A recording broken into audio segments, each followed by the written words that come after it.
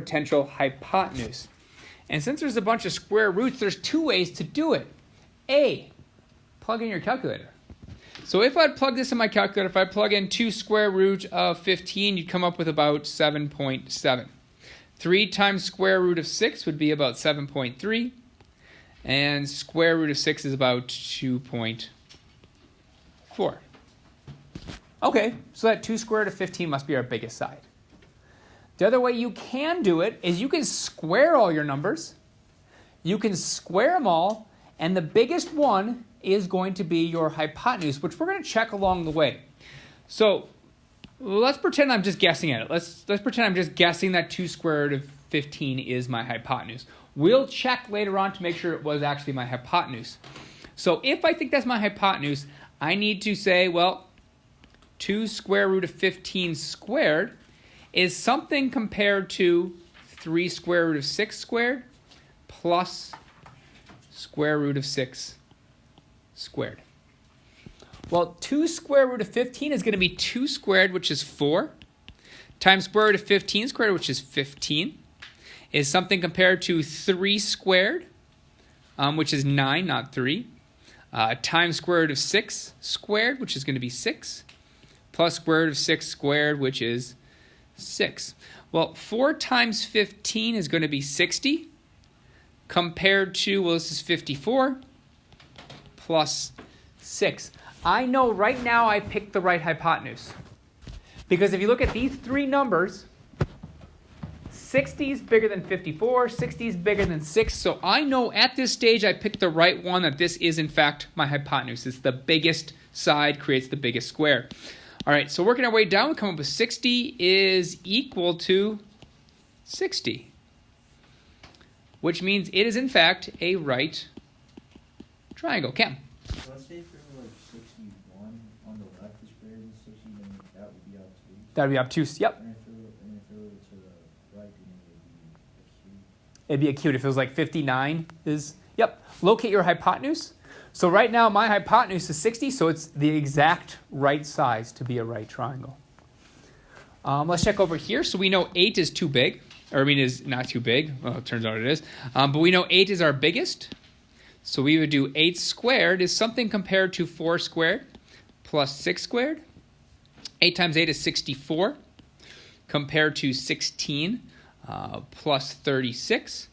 So we'd have 64 on our left-hand side. We'd have 16 plus 36, which is going to equal 52. Well, 64 is bigger than 52. And since 64 is our hypotenuse side, it's too big. Our hypotenuse is too big to make a right triangle. If it's too big to make a right triangle, it has to be obtuse. So that is, in fact, obtuse. Obtuse and right. So always know which is your hypotenuse side and know which is your leg side. All right, because at the end you got to ask, is your hypotenuse too big? Is it equal to, or is it too small? Questions on that? All right, then questions from our homework.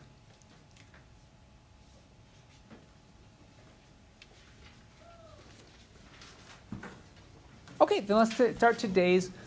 Oh, Hamza. Yeah, I don't understand how to read number 13. Number 13? Let's see if I can find it.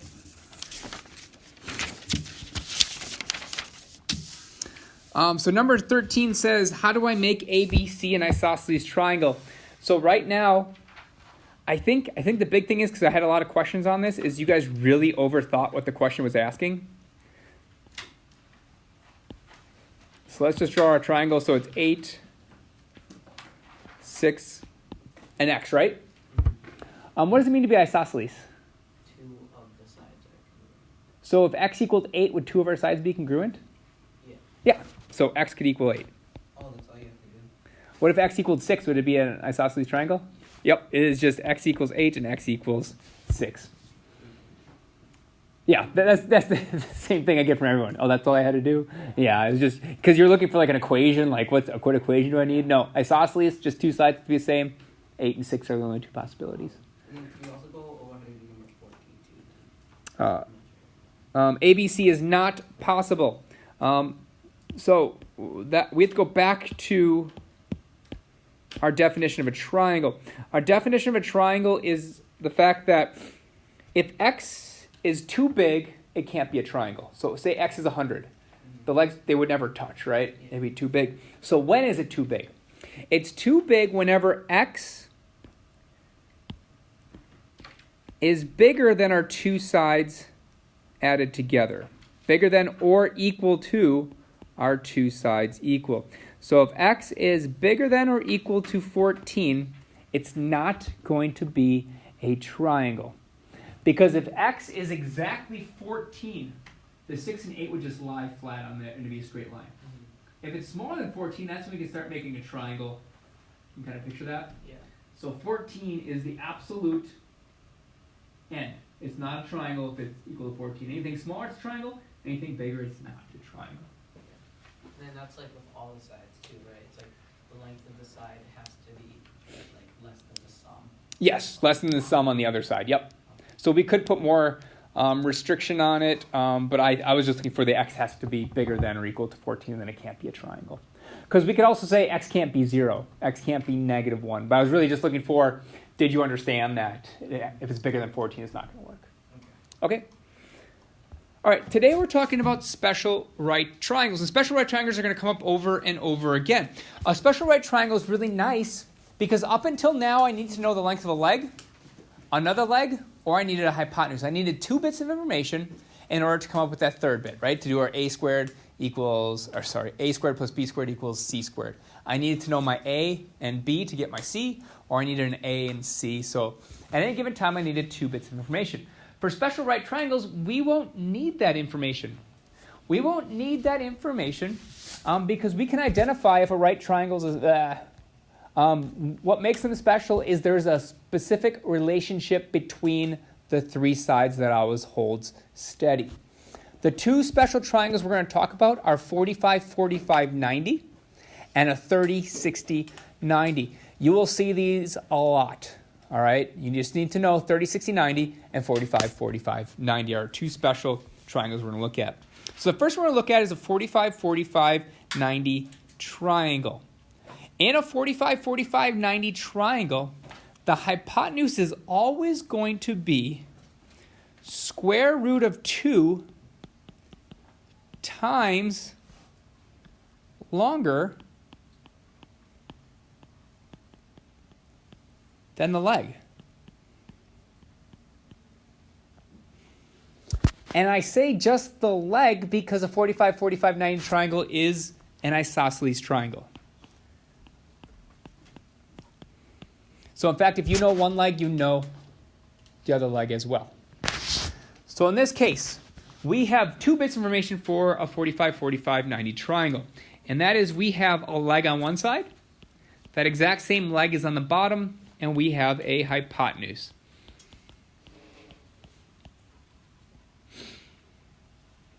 Anytime you are solving a 45, 45, 90 triangle using this method, you should write it down as follows. You don't have to do this. This keeps your stuff a lot more organized. Some of you won't need it. I still use it. I still use it when I picture a 45, 45, 90 triangle to do this. I label both of my legs as a variable. I'm going to pick S. You could pick X, you could pick Y, you could pick smiley face, you could pick frowny face. I don't care. I'm just picking a variable. So if one of my legs is length S, the other leg is also length S. It's an isosceles triangle, which means that S is equal to S. My hypotenuse is going to be square root of 2 times bigger. So that's going to be S square root of 2. So if I find out one leg is 10, so if I come to you and say, well, S equals 10 in this, well, then you're like, that one's 10. This one will be 10 square root of 2. If I'd say one of my legs is 3, we'd say the other leg is 3, and this is 3 square root of 2. I don't have to use the Pythagorean theorem. I just know that this holds true and it saves me some time. So let's go ahead and do that for this. It says find the length of the missing sides. They give me one leg is 5, but they do give me it's a 45, 45 triangle. What I'm going to do, and you don't have to, like I said, I'm going to label it just like I did up there. I'm going to call it S, s and s square root of 2. Then I'm going to figure out which side is labeled with a number. Well, this one's 5. So I'm going to go ahead and say, well, s equals 5. But that means AB also equals 5 because that equals s. And my length CA equals s square root of 2, so that's going to equal 5 square root of 2. And we're done. I didn't have to use any a squared plus b squared or c squared. It just goes that fast if I'm doing that. All right, for the next one, I have the hypotenuse label, but once again, they give me it's a 45, 45, 90 triangle. As soon as I see it's 45, 45, I'm going to label both of my legs as s's. So B to C is s, A to B is length s, and my hypotenuse is s square root of 2. I'm going to figure out which one of those has a label on it. That is our s squared root of 2 equals 4. So my s squared of 2 is substituted for that 4. So what I'm going to do is I'm going to write s square root of 2 equals 4. I need to know what s equals to get those lengths. So that means I'm just going to divide both sides by square root of 2 to get that s by itself. And I'm going to have s equals 4 over square root of 2.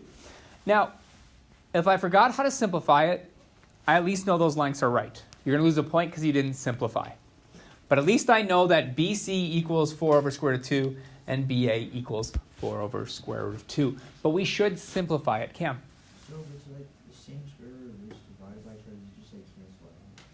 Yep, square root of 2 divided by square root of 2 is 1. Yep.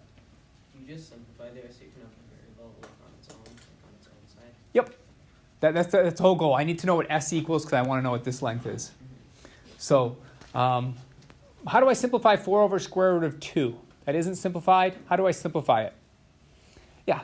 You multiply both by square root of 2. Yep, the top and bottom, right? That's what you're both. Yep. So we're going to multiply top and bottom by square root of 2 times square root of 2 times square root of 2, which is going to equal 4 square root of 2 over 2.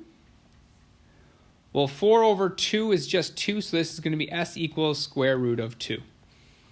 So that means BC equals 2 square root of 2, and AB also equals 2 square root of 2. So the steps are, label it as follows. Whichever one is labeled, you say, so this is my s squared root of 2 equals 4. Over here I had s equals 5. You write that, and you figure out how you get the missing side. On the right one, I needed to solve for s, because s was the length of BC and AB. For the other one, I already knew my s value, so it was simple as plugging it in. I want you guys to go ahead and do the next one.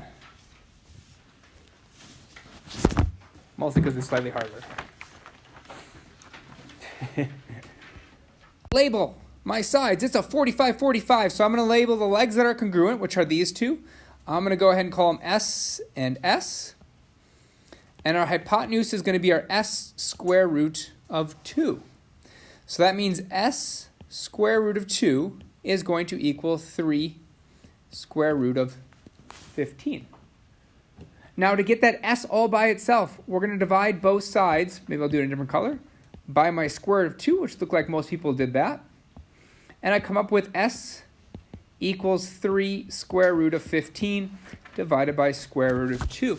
At least now I have most of my points. I can say S equals this. Mr. Pavian, I understand it's not simplified, but I kind of forgot how. Or you ran out of time on a test, right? You're running out of time, you're just like, quickly write that down. All right, that's worth most of your points.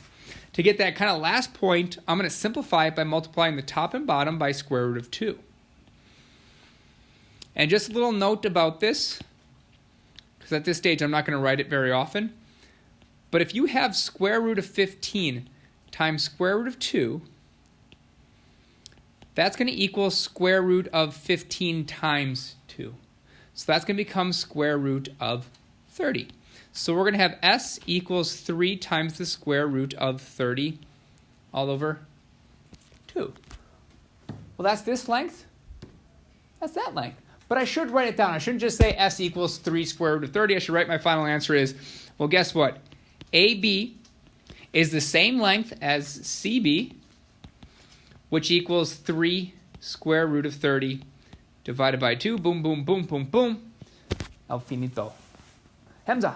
So like why though when you input it in like a calculator like square root of 15 times square root of 2 you get a different answer than square root of 30? Does it give you a decimal? Yeah.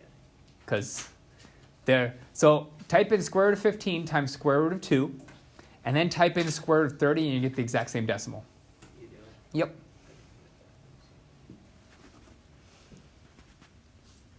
You'll get the exact same decimal.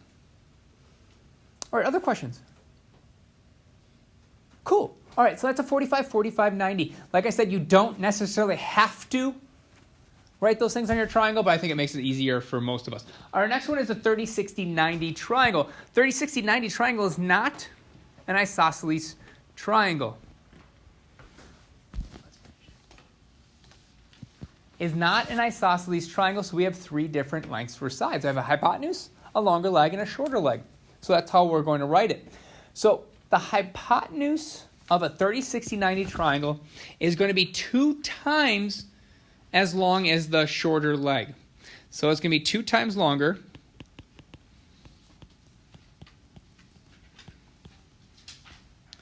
As the shorter leg. The longer leg is actually going to be square root of 3 times as long as the shorter leg. So that means I have to figure out which is my shorter, which is my longer, and which is my hypotenuse. Hypotenuse shouldn't be that hard. It's the one across from our 90 degrees. So I can go ahead and write that down here. This is my hypotenuse all the time.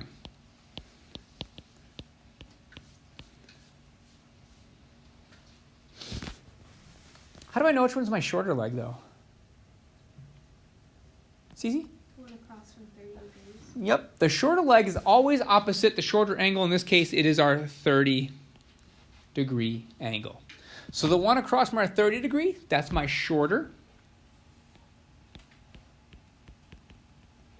The one across from our 60 degree is going to be the longer.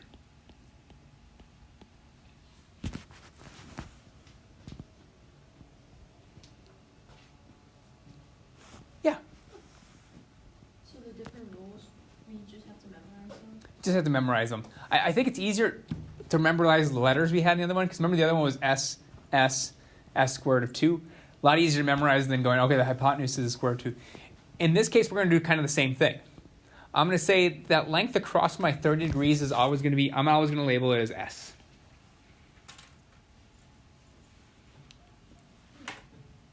Then I'm going to label my hypotenuse as 2s, because it's 2 times as long as my short side. And my long side is square root of 3 times my short side, so it's s square root of 3. So yes, Denise, you have to have these memorized. Especially for the 30, 60, 90. Sometimes with 45, sometimes you can figure it out using the Pythagorean theorem. But these I'll give you a 30, 60, 90 and just give you one side, which you can't use the Pythagorean theorem. So in short, it's just 1s, 2s squared of 3 times s. All right, it's kind of like 1, 2, 3. Remember, your 3 is underneath the square root. All right, so that is my 30, 60, 90 triangle. So now let's go ahead and apply it. So this I have triangle LMN. Well, if they give me 60 degrees, I know this top one is 30 degrees. The one across from 30 degrees is going to be my shorter side. I'm going to label it as S. My hypotenuse of a 30, 60, 90 triangle is going to be 2S. And the one across from our 60 degrees, which is LM, is going to be our S square root of 3.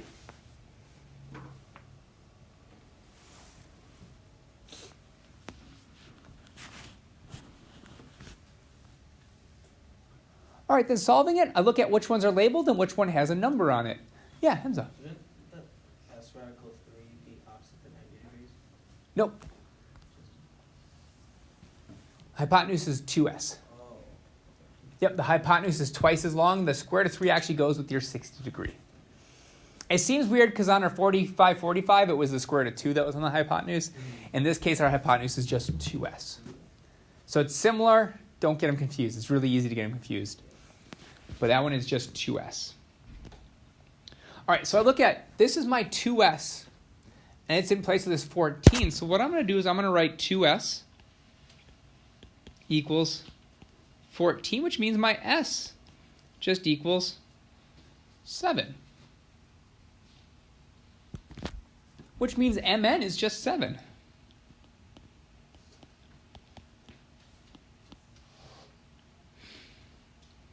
And it means lm equals 7 square root of 3.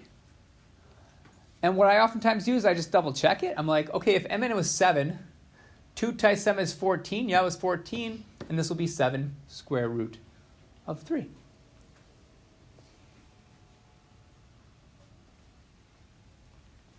All right, for the next one, we're going to do the same thing. We're going to label each thing. The one across from our 30 degree. I'm going to label that as my s. My hypotenuse is 2s. And the side across from 60 degrees is going to be my s square root of 3.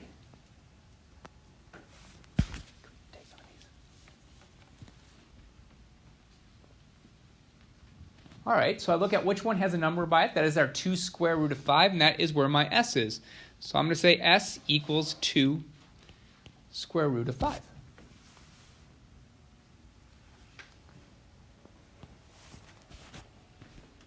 My ln equals 2 times s. So my ln is going to equal 2 times s, which right now is 2 square root of 5. Well, 2 times 2 is 4, so that's going to equal 4 square root of 5. That's my length of my ln. Lm is s times square root of 3. Well, I said s equals 2 square root of 5. So my Lm is going to equal whatever my s is, which is 2 square root of 5. I'll multiply that by square root of 3. Well, that's going to equal 2 times the square root of 5 times 3, which is going to equal 2 times the square root of 15.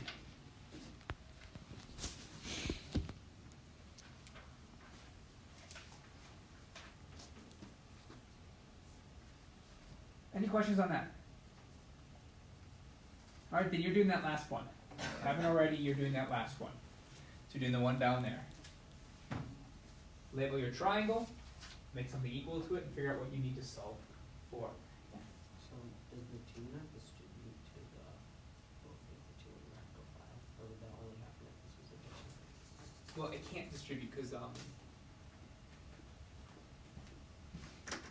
if I have 2 times 3 times, I guess, 4, this 2 one could distribute to both things. It can't. No. Because what would 2 times 3 times 4 be? It would just be 12 times 2, which is 24, right? Yeah. If I would distribute this 2 to both of them, I would have 6 times. That wouldn't be the same. So in fact, if you're multiplying, so parentheses, right? They just kind of tell you order of operations, right? It says do this multiplication first, but it's all a chain of multiplication. So when you just have a chain of multiplication, that really just turns into 2 times 3 times 4. Okay. The only time you have to worry about distributing is if there's adding inside of it. Okay. Please? So for this one, Yep. times the square root of 3 is equal to 8 times the square root of 3. Or would just be It would just be 8. It would just be 8, yep. It's whatever's there, yep. And then we need to solve for s, right? Mm-hmm. Yeah. So would you rectify the radical 3 as well? Nope, just the 8. The other one, now I label which side is which. Yeah. You have all the stuff there, you just haven't labeled which side you were. Yeah, sure. That would be 100% correct. Yeah, you got it.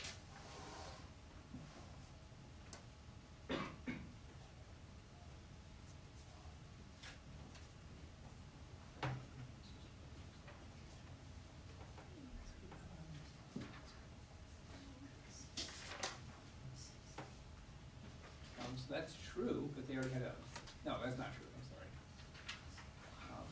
LM actually equals 8. So you need to label it like this. Yeah. So the whole point of this is so we can write it like this.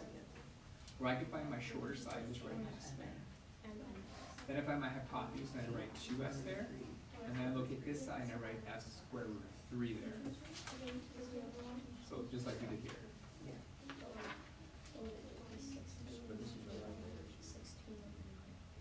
No, you still have to write it. You still have to write the S square root of 3 there.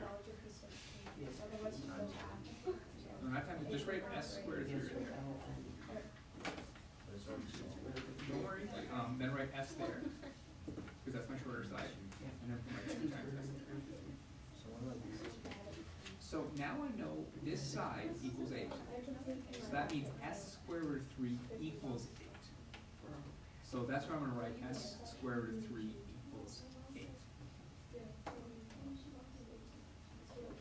Like here, see we have 2S here? And we wrote 2S equals 14, and then I solved for S. So S square root of 3 equals 8. Yep. And I would divide both sides by square root of 3 to figure out what S equals.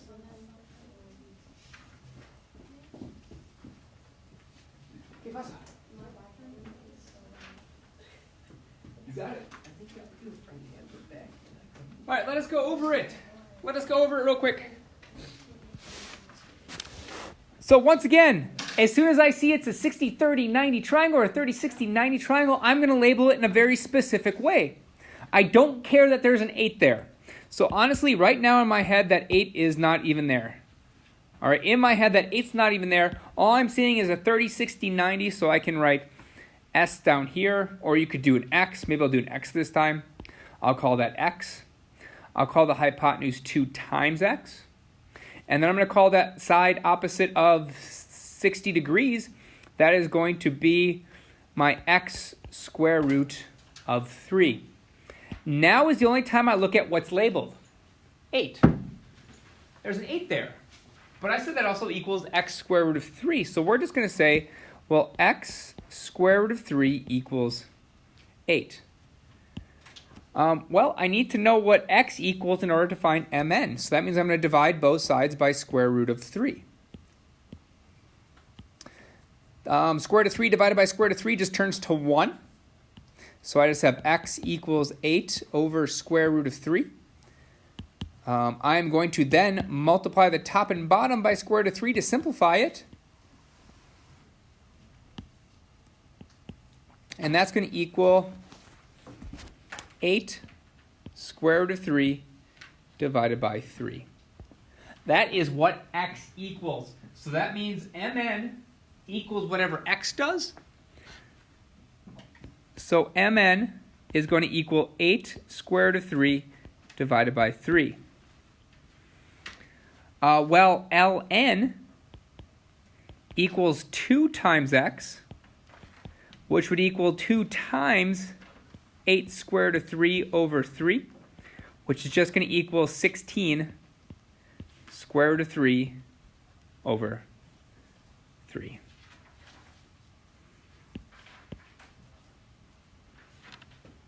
And that is our final answer. Questions, comments, concerns? All right, then if you look at your homework, all of the answers are on the very back. So if you turn the page all the way over to, what page is that? 22. On page 22 has all your answers. I have also online put my work on there because some of these can be kind of confusing. So if you are not sure how I got an answer, just look online and I have all my work there. Maybe it can help you. And as always, please ask questions tomorrow if something confuses you. All right, the rest of the time is yours to work and ask questions.